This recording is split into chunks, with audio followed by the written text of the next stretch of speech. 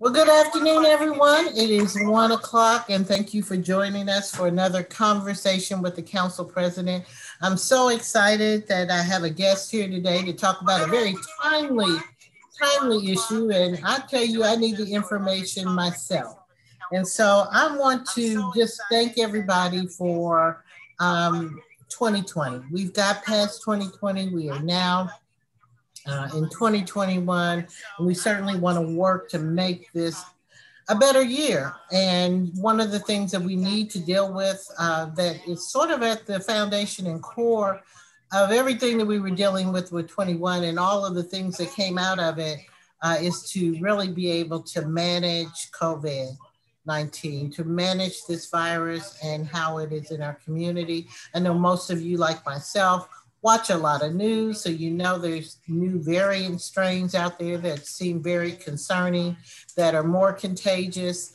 And so that means that more people may get it. Our numbers are through the roof nationally as well as statewide in terms of people in hospitals, people who are dying. And so I am so happy to have a guest that is very experienced in this, and I'm going to ask him some tough questions. And I encourage you to do the same. If you're on YouTube or you're on Facebook or wherever you are, please go ahead. If you have questions, put them in there now because we don't want to miss those. We want to make sure we get to them in the 30 minutes that we have allotted. But I'd like to introduce my guest speaker today, and that's Dr. Felipe Lobello. He's an epidemiologist for Kaiser Permanente. And you all know I love Kaiser Permanente. That's my provider, and they're also a very good partner with the city of Atlanta. So Dr. Lobello joined Kaiser Permanente, Georgia in 2018 as a senior physician consultant for population health research. And in 2020 became physician program director for epidemiology, public health, and preparedness in the Department of Quality and Patient Safety, the Southeast Permanente Medical Group. He also has an appointment as associate professor in the Huber Department of Global Health at Emory's Rollins School of Public Health. So everyone, please help me welcome Dr. Lobello. Hello, Dr. Lobello. Councilwoman, hi. It's a pleasure to join you. We need your camera so we can see you. Some reason and he is here. I know we've just had him on. His camera's coming on. There you go. Dr. Lobello, how are you today? I'm doing good. Thanks for inviting me. Let me turn my volume up so I can hear you. So how are you today? I'm doing excellent. Thank you for inviting me, Councilwoman, and thanks everyone for joining us.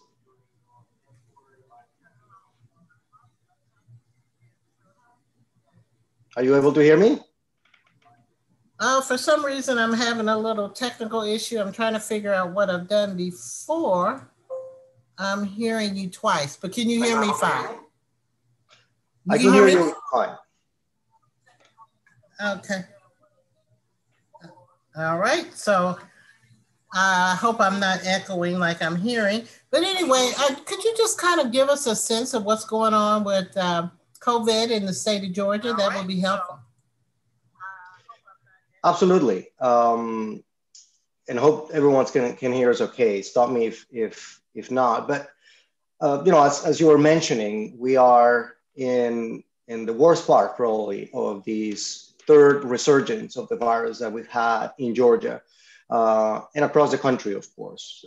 There's more than close to 650,000 confirmed cases so far in Georgia, and more than 22 million and a half cases in the US. And obviously, what concerns us the most is the sharp increase that we've had recently in terms of hospitalizations and deaths. We've had the single day with most deaths in the US yesterday, tragic every day, with more than 4,200 deaths on one single day recorded.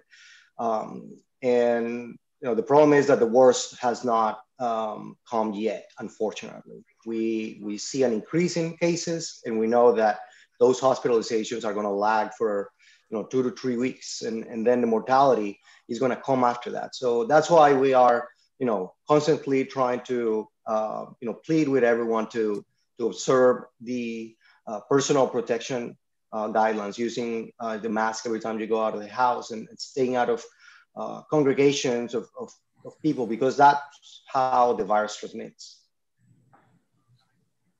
Well, thank you. Okay, I'm trying to figure out, I don't know why I'm having technical difficulties, but I'm listening through one phone and talking to you the other. We're going to make this work one way or the other. But one thing I want to ask you, because I see people with masks on, could you just before we get into some other things, explain how people are supposed to wear the mask and the importance? Because I see masks on under their mouth, I see masks under their nose. I mean, explain to the people why that's important. Yeah, absolutely. And I have, I think, one mask here, so I can demonstrate it's critical that we use the masks right, so that they work. And the most important thing is that it needs to cover both your nose and your mouth, because the virus transmits through the droplets of saliva that we expel when we talk, when we sing, when we yell. So, any mask that has a double layer is a good mask. I use obviously these medical surgical masks, and make sure that it's not on your nose and that it's covering well. There is not a lot of air coming out, and that's how you want to use it, because you don't want a lot of, again, saliva and the air that you're breathing to come out of the mask. And at the same time, as snug as you can have it, then it protects you from breathing the air that someone else has. So that's the idea, that it needs to be covering your nose and mouth. Thank you. And I see, like I said, people pretend to wear the mask, but they're just wearing them on their chin. So let's talk about what's going on in terms of, we hear these dire numbers of people die, the situation with hospital space. How is Kaiser dealing with that? And, I know you all are affiliated with certain hospitals. What's going on in terms of treating people who are getting the virus? Absolutely. So like I mentioned, we've seen a sharp increase. We technically entered this third wave or resurgence of the virus in mid-October. And back then, we had only a handful of our members hospitalized. Right now, we have over 130 members hospitalized. That means that we've had almost an 800 increase in the number of patients hospitalized because of COVID. So that's a tremendous amount of pressure on not only our health system, but pretty much every hospital in Georgia and in the country. And there is a lack of beds. That's what worries us, because if we need to hospitalize someone, we may have a very hard time finding a bed for that patient. And the same thing happens with the beds in the ICU. We have a very limited supply of ICU beds, because they're taking mostly because of COVID patients, but other patients that also need ICU beds. So what's happening right now is that, sometimes there's a wait for a hospital bed or an ICU bed. Kaiser Permanente Georgia has core hospital arrangements with Emory hospitals. But unfortunately, most of our patients now are at non-core hospitals with COVID, because, first of all, Emory has limited capacity of beds. And second of all, there's no transferring of patients from hospitals because of the lack of capacity and because of the risks that we're seeing. So, that creates, again, a lot of tension for healthcare systems, because we obviously want to provide the best care for our members and everyone in Georgia. So now there's a vaccine, and there's a lot of talk about vaccine. It was first a lot of conversation about getting testing, which I assume is still important. But, what is this vaccine going to do to help this virus? Well, the vaccine really is, in the medium term, the way that we go back to normal, and the way that we sort of turn the page, hopefully, from this pandemic. But that's not going to be, immediate. As you've seen, there are about 8 million people that have been vaccinated in the US. At Kaiser Permanente, we vaccinate around 1,500 members every day, increasing our capacity to vaccinate more. We started with our healthcare employees first, and as of Monday, we started with our members and everyone over 65. So we hope that ramp up in the vaccination in Atlanta, in Georgia, across the country will help reduce the hospitalization, because the vaccines, what they've shown is that they are able to reduce the likelihood of severe disease by 95%.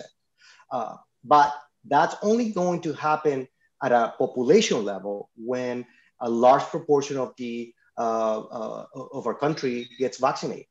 We're talking about at least 60 or 70 or even 80% of the public needs to be vaccinated for us to see is stopping the transmission of the virus and really stop the pandemic. And that's why you will start hearing us not only about the masks, which you still need to wear, but about the importance of the vaccine, and hopefully answering any questions that people may have about how they work, about how safe they are, because that's what we need to do to move on. Well, I think you made an important point. So, and correct me if I'm wrong. So, the vaccine is pretty much not different than the vaccine you get for flu. So, I'm hearing you say that it doesn't keep you from getting COVID per se, but if you do contract it, either it will keep you from actually having severe symptoms. Is that what you're saying? Yes. The studies that we've had so far have shown with a lot of conclusive evidence that the persons that take the vaccine have 95% or have 95% protected from severe disease, from being hospitalized essentially. We think that the vaccines will also help reduce the likelihood of getting COVID and also transmitting the virus. But the vaccines have not gotten, the studies have not gotten all the data yet to prove that conclusively. So that's probably something that we'll hear in the next few months, if indeed is proven in the studies that that we're conducting right now all over the country and all over the world. But for now, what we can say, as you say, is that it will protect you from getting severe disease, getting severe symptoms, needing to be hospitalized. And obviously that's the main message that we want to send. So do they know yet if you did get the vaccine, how long the vaccine will be? Because, we annually get our flu vaccines. Do we know if it'll last a year or a few months or what? We don't have conclusive evidence, of course, because, we've only had vaccine for a couple of months, maybe 6 months for the first patients that received the vaccine in the clinical trials. We do have evidence from different studies, for example, looking at the immunity of patients that have been infected with the virus. And that immunity lasts up until, about 8 months. So we're pretty sort of hopeful, and there seems to be pretty good data to sort of back the idea that the vaccine will probably protect you for several months, maybe even up to a year or more. We will probably need to get, other vaccines in the future, similar to the way that we do the flu vaccine every year. I cannot tell you if we're going to have to do it every year, every 2, every 5 years, but some sort of boost will probably be necessary because the immunity goes down with time.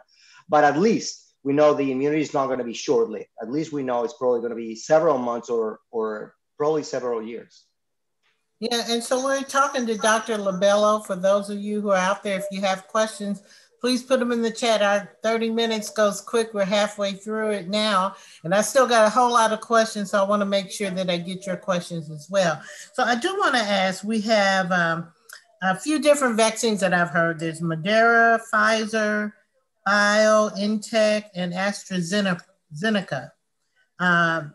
And so I believe all of these are either out there or in the works to be there. So are these different vaccines, and who determines who gets what? Yeah, that's an excellent question. So we have 2 vaccines that have been approved by the FDA and that we're currently using for vaccinating individuals in the US. We have the Pfizer vaccine and we have the Moderna vaccine. And both of those vaccines have very similar characteristics in the way that they were manufactured using mRNA. So they work very similarly, and they also have very similar protection, over 90%. We have other vaccines, as you mentioned, that are in the final stages of their clinical trials. For example, the BioNTech, Novavax, Johnson and Johnson. In the UK, they've approved the Oxford AstraZeneca vaccine. That one has a little bit of a different technology, uses an adenovirus to get the sort of genetic material of the spike protein to show that to our immune cells so that we can generate protection. And that's being used in the UK. We'll see if the FDA approves it here. And it's a good idea. It's very important to have different vaccines because, as you mentioned, we're going to need a lot of vaccine first to vaccinate millions of adults. But we also have, logistical issues. For example, with the Pfizer vaccine, it needs to be at a very low temperature, and that will be difficult, for example, to distribute in rural areas in Georgia. So, other vaccines, like Moderna and other vaccines that don't require that kind of logistical, refrigeration, will probably be used in areas that are more remote. Whereas patients that are in the cities that can go to a hospital or a vaccination center will probably get the Pfizer or the Moderna one. So we need different sort of tools to fight this virus. So I have one question. Oops, let me turn this down. One question in the chat. I want to make sure I get to them because I have plenty. But they want to know, once you get the vaccine, do you still have to social distance and wear a mask? They said they're hearing conflicting information. You do, and I will explain why. I received my second dose of vaccine, but I always carry my mask if I'm going to be outside of the house, in the hospital, or outside, because even though the vaccine may protect me from severe disease, and I still need to wait probably a week or two in order for my immune system to be fully protected from after the second dose. Like we were discussing earlier, we still don't know if I can contract the virus, get infected with the virus, and pass it on to patients, to my mother-in-law, to my kids. So I don't want to be a vector for the virus. Similar to what happens with flu. You don't want to transmit the virus. You don't want to get infected yourself and be sick. But it's equally important to stop the pandemic by using the mask and by maintaining your distance until we stop seeing the virus transmitting. And when that's going to happen, we don't know. It's probably going to take several months, maybe all the way till 2022, because we need 80% of the population to be vaccinated before we can start thinking about saying goodbye to this virus for good. So the other thing is, once you've had COVID, do you still need to take the vaccine? Yeah, that's an excellent question too. I would, if luckily I didn't get COVID, but if I had, I still get the vaccine because the vaccine protects you better. It gives you a stronger and probably longer immunity than the natural infection. And you, of course, want to be protected for longer. So the recommendation that we're giving now is that if you had COVID, you wait around 3 months before getting the vaccine. Because we know that, when you got the disease, you're going to be protected for a few months. So you want to maximize your protection, so that's why we say wait 3 months. And we also obviously want everyone to not have any symptoms of COVID before getting the vaccine. So we have Miss Nesbitt. Hold on. She asked, if you take the Pfizer vaccine and you are due to take the second dose of Pfizer, and Pfizer is not available, can you take Moderna? If not, what are your options? Yeah, we don't advise to get different types of vaccines. That's the recommendation of the FDA and the manufacturers. You want to get the same type of vaccine that you got for the first shot. So if it's not available, we haven't really heard about situations in which it's not available. But if that ever happens, it's better probably to wait until you're able to get your second shot. than to get a different type of vaccine.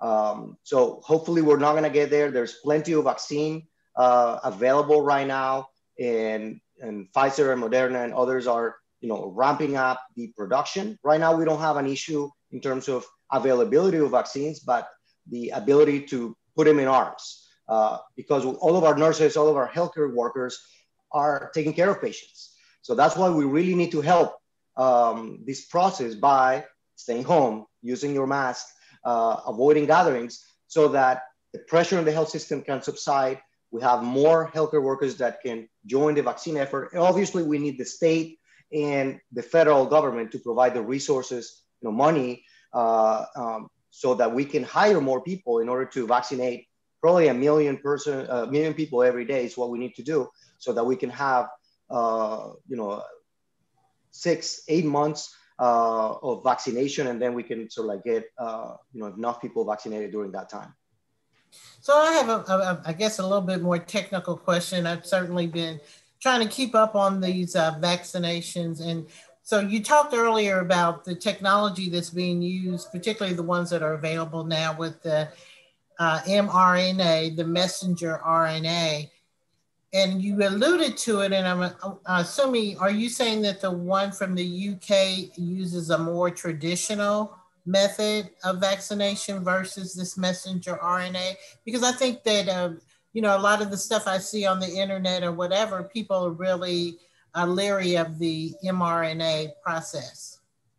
Sure, it's understandable because it's a new technology. I say new because it's the first time we have a vaccine in the market that uses that technology, but this technology has been in the works for years, probably 10 years. And luckily, we're able to take advantage of that, technology sort of development over 10 years, so that we could, have it ready for, these new mRNA vaccines. The Oxford and AstraZeneca vaccine uses a technology that has been used in the past for other types of vaccines, but is not commonly used. And as you were mentioning, it uses another virus, in this case, an adenovirus, which is a common cold virus, to get the information about the COVID protein to the immune cells, so that we can generate a protection. I actually think the mRNA technology is much more efficient, and is probably safer in terms of the side effects, the immediate side effects that you may feel. We've seen with the Oxford and AstraZeneca, some side effects that are not long-term, but you may feel sicker 1 or 2 days after you get the vaccine. Whereas with the mRNA, we haven't seen that that much. And it's a very elegant technology. I try to explain it, and I took this from Dr. Frieden, a former CDC director. This mRNA technology is like sending an email to your immune cell with the information about the virus, but then that email is like Snapchat, and it just goes away. It disappears. And that's what happens with the mRNA. The mRNA gets into the cell so that the cell can produce the spike protein, and then that the immune cells can generate the normal reaction. But then that mRNA doesn't enter the nucleus of the cell. That mRNA is just something that disappears. And that's sort of analogy. I like it very much because it's an easy way to explain this sort of complex, novel technology, but I think it's very elegant. That's what I decided to use. And so far I haven't had any side effects or issues, just only a little bit of soreness in the arm. And I really encourage everyone, if you're in line, if you're in the group that's getting vaccinated, to do it, because it's the way that you're going to protect yourself, your family, but also help us move on with this pandemic. So if you had a crystal ball, kind of knowing where we are with the vaccine that is available, where do you see us in the next 6 months? Yeah, I wish I had a crystal ball. And I think all the epidemiologists are being asked, how long is it going to take? And I'm sort of a glass half full person. It's wonderful that we have the vaccine, but it's also, it arrived in a moment where we are going through probably the darkest period in the pandemic, with all these hospitalizations and deaths. So we need to be humble. in the sense of, understanding that we are, we are in a war against this virus. And right now the virus is winning. We have a wonderful new tool, which is the vaccine, but it's going to take some time. Probably the best part of 2021 before we see enough people vaccinated so that we can see a reduction in transmission of the virus and a steady reduction in hospitalizations. How long? I cannot tell you. It really depends on how fast state and local governments are able to deliver the vaccine into arms, not having the vaccine stockpile, but also how the population decides to go about this war against the virus. Are we going to hunker down, do what we need to do right now in terms of our personal protection, and also agreeing to get the vaccine, or is going to a lot of people going to be hesitant about getting the vaccine? We've seen sort of this bandwagon effect that as more people have been vaccinated, as millions of people, 9 million people in the U.S. With very little issues, more people sort of feel more confident getting the vaccine. So we hope that that bandwagon effect is going to increase, that you get into the train that's going to get us out of the pandemic. So one other question before we wrap up. So is this going to be around with us forever? Is it going to be like the flu that, we never actually get rid of this virus, but we just have to continue to manage it over time? Is that what you're saying? It's possible. Keep in mind there are other coronaviruses that produce common cold type of symptoms, and we've had those before. It just so happens that this coronavirus mutated to produce more severe disease and is much more contagious. And now we have the worry of these sort of new variants, of these new genetic changes in the virus that we're seeing in the UK, in South Africa, here in the US, and in the state of Georgia, we have it. And the worry is that, as time goes by and as more people get infected, the virus has more chance to change. And, it may make the vaccine less effective. It may make our treatments less effective. It may make more severe disease. We don't know yet.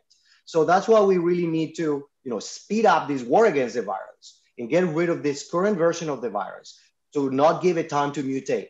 If, the longer this virus is in humanity, the more chances it has to mutate and produce a different variant that is more deadly or is more contagious. So another reason to use personal protection and get the vaccine as soon as possible. So I had one other question from the audience I want to ask. And they said, what about the highly contagious virus that is now here in Georgia? So are we seeing that here in the state? Yes, we've seen at least one documented case, and there are several documented cases across the country. So it's safe to say that this variant is circulating in the community. Is it the most common variant? Probably not. We think it may be 1 or 2% of the cases are due to this new, genetic mutation of the virus. But the problem is that this variant is so contagious that it has the capacity to become the dominant variant in a very short period of time. We saw that in the UK and Ireland, where in 2 or 3 months, they were, just finding this variant. And then after 2 or 3 months, more than 50% of the cases are due to the new variant. Wow. And that's why they went into a lockdown, because it's an explosive growth this variant causes. So again, another reason to stay home, use the mask if you're outside of the house, because all of these personal protections are going to protect you against the new variant. You just need to be more careful. I try to explain to patients and folks, if we use sort of this 15-minute window as a potential risk factor when we're close to someone, maybe now is 5 minutes because of this new variant. It's more contagious. If you have access to an N95 mask or a K95 mask when you go outside of the house, I'll probably wear that, because that gives you better protection against this potential new variant. So, we have, we're battling this new variant, and we don't want that variant to become the most dominant, so that, we see more explosive growth in a surge on top of a surge. That will be a real catastrophe for our healthcare systems. We are in a bad spot, and we don't want to be, dealing with this new variant. Well, Dr. Felipe, thank you so much for your time. You've given some great information. Is there any parting words or anything that you really, really want to stress with our listeners today? Yeah, make your appointment to get your vaccine. If you're over 65, you can call the DPH number. You can go your hospitals, the healthcare systems. You can call Kaiser. We are delivering the vaccine right now. It may take a few weeks for you to get it, so you want to be in line now. Minimize the chances of having to wait too long before you get the vaccine, because it's the best thing that you can do to protect yourself, others, and to protect the healthcare systems that are in a real strain right now. Thank you so much for your time, and thank you all for listening. We will replay this and have it up, so please share it with your friends, because we need to get a hold of this virus, and we want to thank Dr. Labello again for his time. You've had another conversation with Council President. This has been a crucial one, and we've gotten some great information. Everybody, please wear your mask properly. Make sure you do your social distancing and your hygiene.